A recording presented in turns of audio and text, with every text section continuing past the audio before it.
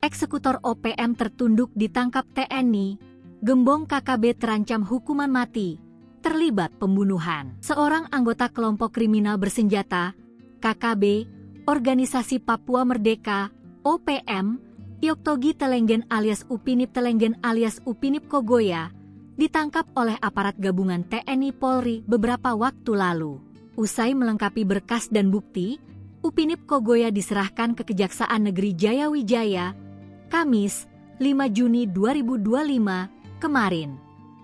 Upinip Kogoya yang juga eksekutor OPM ini pun terancam hukuman mati. Dikutip dari Kompas.com, Yoktogi Telenggen, 46, diduga terlibat dalam berbagai kejahatan yang ada di Papua, terutama di Kabupaten Yahukimo, Papua Tengah. Mulai dari penembakan, penganiayaan hingga pembunuhan bersama komplotannya tersebut.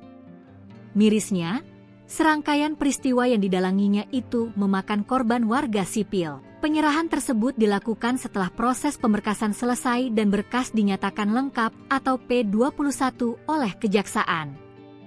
Proses penyerahan pun sebelumnya melalui tahapan pengawalan dan pemindahan tahanan dari Rutan Polres Yahukimo menuju Lapas Wamena. Kepala Operasi Satuan Tugas, Satgas, Damai Kartens, Brigadir Jenderal Polisi, Brigjen Pol Faizal Ramadhani mengatakan, penyerahan ini adalah bagian dari penindakan untuk pelaku kekerasan di Papua. Akibat perbuatannya itu, ia diancam dengan ketentuan yang tertuang dalam pasal 340 KUHP Jo pasal 55 ayat 1, pertama KUHP serta pasal-pasal subsidiar lainnya.